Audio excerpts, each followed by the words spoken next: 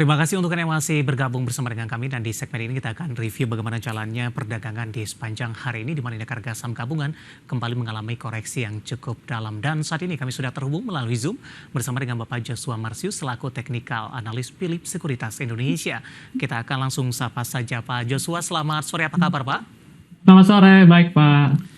Terima kasih Pak Joshua sudah meluangkan waktu di IDX Channel. Di perdagangan di awal pekan Pak Joshua, indeks harga saham gabungan mengalami koreksi yang cukup dalam di atas 1% Pak. Dan tadi secara intraday sempat meninggalkan level 7.600-an meskipun range-nya cukup sempit. Terendahnya di 7.599. Analisis Anda terutama dari sisi teknikal, pelemahan yang terjadi di sepanjang perdagangan hari ini. Kalau pelemahannya sih kita prediksinya juga hari ini kebetulan sama ya bearish. Itu dari 7.800 dia kena semenjak yang historical high 7.800 24 Septemberan. Itu emang koreksi dan terbentuk swing high dan ini normal aja masih dalam tren bullish jangka panjang. Kemungkinan sih masih ada ruang koreksi ke 7.500 sampai 7.550. Setelah itu mungkin ada potensi rebound kembali. Untuk dalam jangka pendek paling tidak untuk sepekan ke depan, kemana arah pergerakan indeks harga saham gabungan? Kalau dilihat sih kayaknya masih bisa untuk menuju ke level 7.800-nya kembali. Baik, Pak Joshua, dari sisi sentimen, tampaknya dari global masih kurang memihak, para investor masih menantikan keputusan suku bunga The Fed sebelumnya, kemudian inflasi PCE, Timur Tengah kembali memanas. Tapi dari dalam negeri, laporan kinerja keuangan di 2024, terutama kuartal ketiga masih terus bergulir dan sampai saat ini belum mampu untuk menggairahkan kembali indeks harga saham gabungan. Analisis Anda? Kalau kita lihat sebenarnya walaupun beberapa baik ya sebenarnya kayak BCA dan BNI kemarin itu melampaui ekspektasi ya untuk daripada earningnya sendiri. Kalau ini mungkin lebih ngarah orang-orang sekarang lagi menunggu hasil daripada pemilu Amerika Serikat yang sebentar lagi akan dilakukan ya 10 hari lagi. Itu mungkin akan menjadi alasan kenapa masih wait and see juga dan kemudian ada beberapa yang karena kita melihat eskalasi Timur Tengah mungkin lari ke gold dan kalau kita lihat memang gold terus meningkat berada di atas 2.700-an terus per troy ounce-nya. Ini yang mungkin kalau kita lihat belum menggairahkan untuk sekarang. Tapi ini koreksi wajar lah untuk di HSG itu sendiri. Masih dalam tren bullish jangka panjang. Baik, saham-saham perbankan big cap hari ini ikut menjadi pemberat terutama beberapa saham yang belum merilis dan baru saja merilis. Hari ini BMRI mengalami koreksi di atas 3%, BBNI hari ini juga mengalami pelemahan di atas 3% Pak. Dan kebetulan Pak Joshua di WhatsApp interaktif kami ada 3 penanya yang menanyakan saham-saham perbankan big cap ini. Saya akan cobakan baca satu persatu. Saya akan coba cek yang pertama. Bapak Victor dari Malang, selamat sore. Big Bang hari ini nyungsep semua. Rekomendasi bank mana yang sudah bisa masuk dengan pelemahan yang terjadi? Selanjutnya menanyakan perbankan big cap juga. Saya akan coba cek ini. Selamat sore, bisakah awal November BBCA balik ke 11.000? Kemudian menanyakan saham-saham perbankan big cap, tidak menyebutkan nama dan lokasi. Juga menanyakan perbankan big cap di tengah pelemahan yang terjadi, mana yang lebih direkomendasikan masuk dari sisi teknikal? Analisis Anda, Pak Joshua. Kalau saya melihat untuk yang lebih trennya masih bullishnya cukup baik itu di BCA. Dan kebetulan juga earning growth-nya masih double digit ya dibandingkan periode lalu. Kalau periode ini dibanding periode lalu dan kalau teknikalnya jelas masih dalam tren bullish. Kemudian kalau dilihat dari 3 kali bertahan tren lainnya dan kemudian mantul, potensinya sih masih bisa ke 10.950 atau dekat-dekat 11.000 tadi untuk BCA sendiri. Selama dia masih bertahan di supportnya 10.150. Baik, bisa diulang kembali Pak, entry di level berapa penutupan hari ini di 10.600? Nah, untuk area 10.600 atau 10.550 juga cukup oke, sekitar range 50 perakan. Dengan daya tahan yang cukup kuat dari sisi fundamental dan teknikal jika dibandingkan dengan posisi perbankan big cap lainnya, kemana arah BBCA sampai dengan akhir tahun Pak Joshua? Untuk menyentuh 11.000 ke atas itu masih bisa, cuma 11.000-an ya, bukan sampai 12.000 secara teknikal ya, kemungkinan sih masih bisa sampai ke sana. Baik, penutupan hari ini BBCA di 10.600 melemah di 1,40%. Dari BBCA saya mau ke BMRI Pak. Ini belum merilis kinerja mereka. Ada kaitan tidak Pak? Ekspektasi juga ini kinerja BMRI kuartal ketiga di 2024 kurang memenuhi ekspektasi mungkin? Atau seperti apa Anda melihat pelemahan yang terjadi hari ini?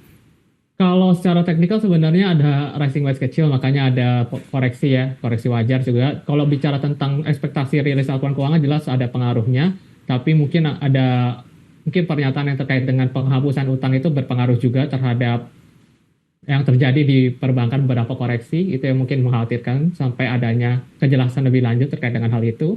BMRI kalau lihat potensinya lebih cenderung Pak kalau koreksi ke area dekat ke 6550, tapi secara tren masih dalam tren bullish jangka panjang. Baik, entry di level berapa direkomendasikan dan target sampai dengan akhir tahun?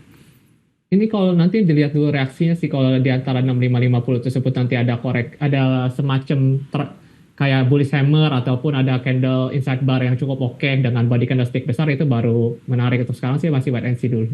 Baik, 6825 melemah di 3,19%, lebih direkomendasikan wait and see terlebih dahulu. Untuk BBRI, Pak Nicholas hari ini, Pak Joshua, maaf, ini hari ini juga kembali mengalami koreksi meskipun di menit-menit terakhir ini ada pembalikan arah untuk BBRI, Pak. 4760 juga menantikan rilis kinerja untuk BBRI, sementara secara mingguan sudah mengalami koreksi cukup dalam di 4,61%, Pak Joshua. Kalau bicara BRI, sejujurnya dia yang trennya sudah beda sendiri ya. Secara tren jangka panjang, kalau lihat di daily, trennya cenderung bearish dibandingkan ketiga perbankan besar lainnya, macam BNI, BMRI, dan BCA.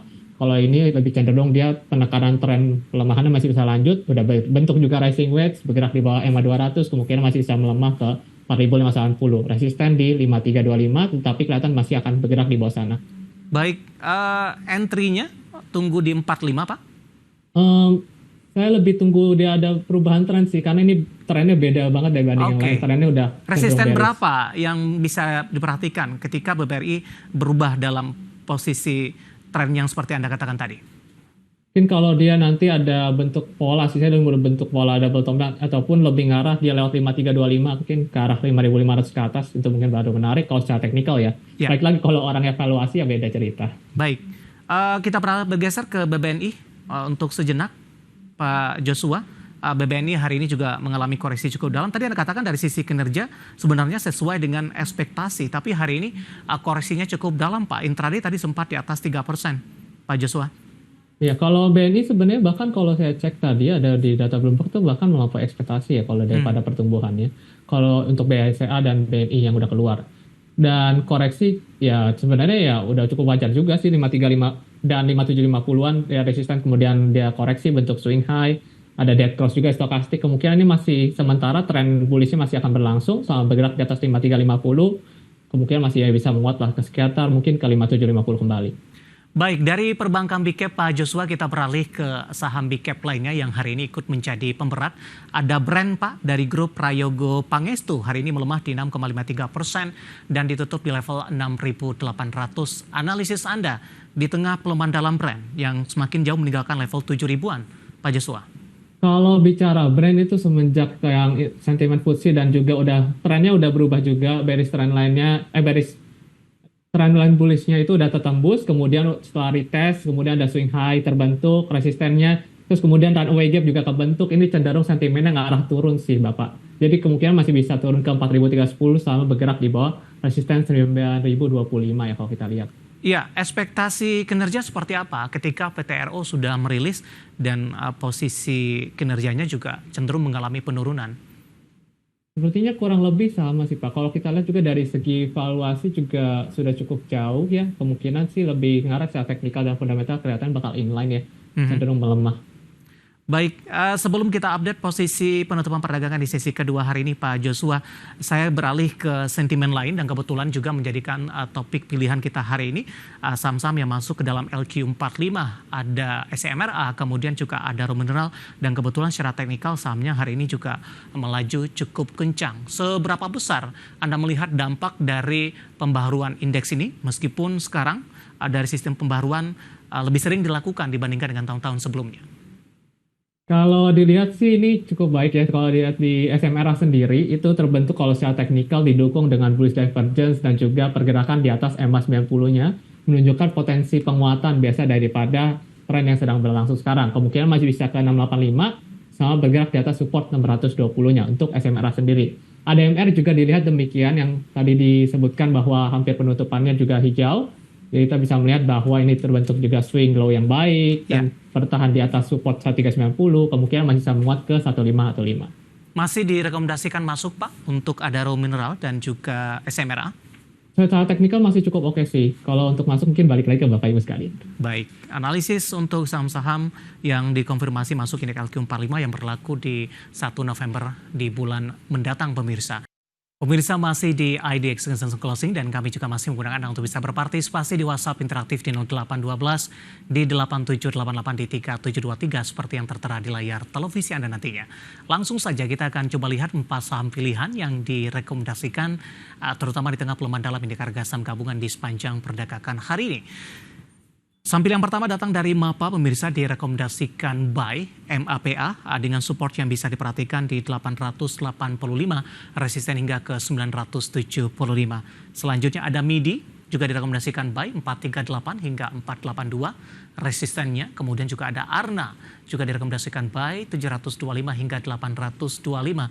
Dan terakhir ada Adaro Mineral, tadi pun sempat kita ulas sebenarnya, masih direkomendasikan buy 1390 hingga resisten di 1515. 4 saham pilihan yang direkomendasikan dan lagi-lagi keputusan investasi tetap ada di tangan pemirsa IDX Channel.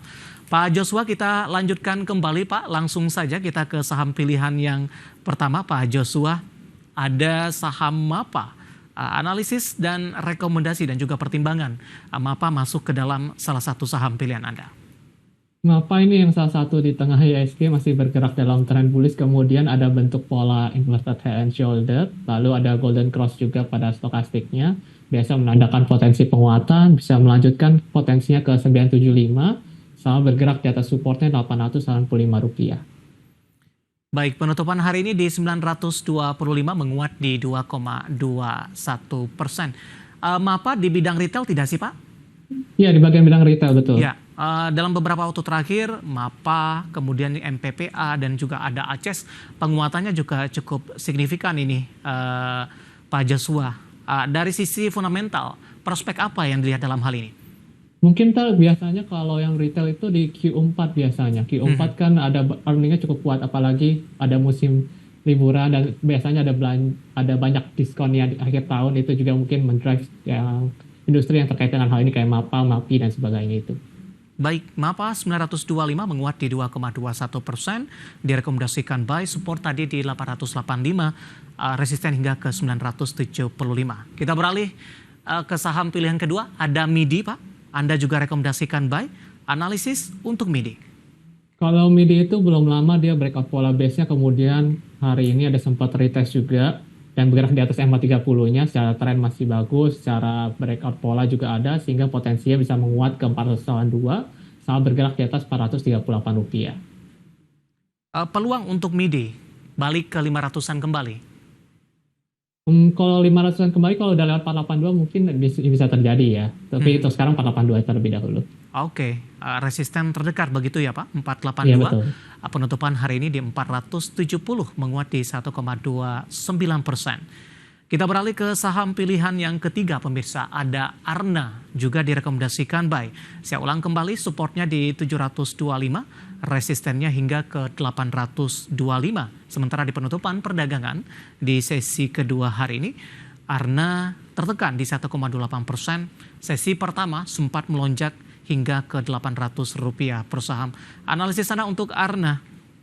Kalau ARNA ini udah breakout, lebih ke pola inverted shoulder, udah breakout agak lama, impulsif juga breakoutnya, di trend weekly-nya kelihatan banget. Masa konsolidasi lama terbreakout, makanya ini jadi salah satu pertimbangan, ada potensi dia menguat ke 825, sama bergerak di atas support Rp725. Pola pergerakan seperti apa Pak untuk ARNA setelah sebelumnya sempat bergerak di 500-an di akhir Juni, namun dalam 3 bulan terakhir sudah kembali berada di atas level 700-an untuk ARNA? Kalau lihat tadinya kan dia sempat konsolidasi agak panjang ya, sekitar di 500-an, balik lagi ke 600, terus di sekitar sana. Setelah itu dia bentuk pola agak panjang, ternyata inverted shoulder di weekly-nya kelihatan, makanya itu jadi menarik. Ada potensi biasanya bullish reversal, makanya ada potensi penguat ke 825 tersebut. Oke, intraday hari ini sempat ke 800, penutupan di 770, melemah di 1,28%. Entry level di mana tadi Pak? Bisa diulang kembali untuk Arna? Di sekitar area 770. Oke, level penutupan di perdagangan hari ini. Kita beralih ke saham pilihan yang terakhir, Adaro Mineral. Tadi pun juga sempat kita ulas sebenarnya.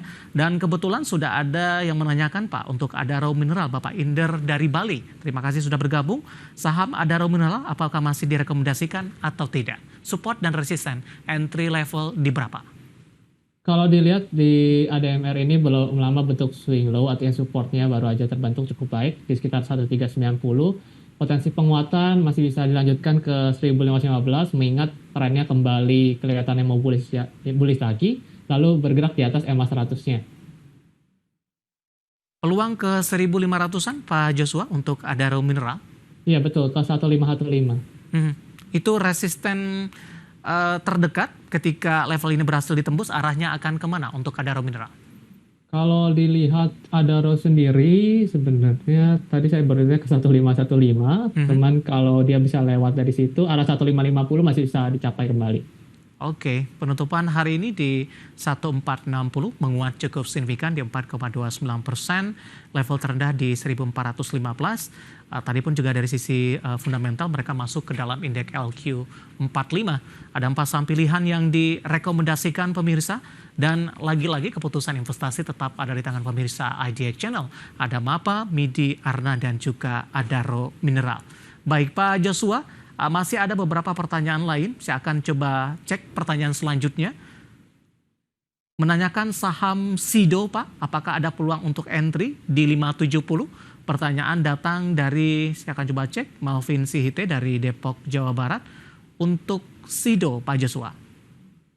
Untuk Sido saya belum melihat sih, dan bentar lagi juga kumdet dividen dan tren juga masih bearish. Biasanya kalau udah dapat kumdet dividen, tren juga masih bearish. Itu masih bisa lanjut melemah sih ke Rp600 untuk terdekatnya yang 2 tick ini.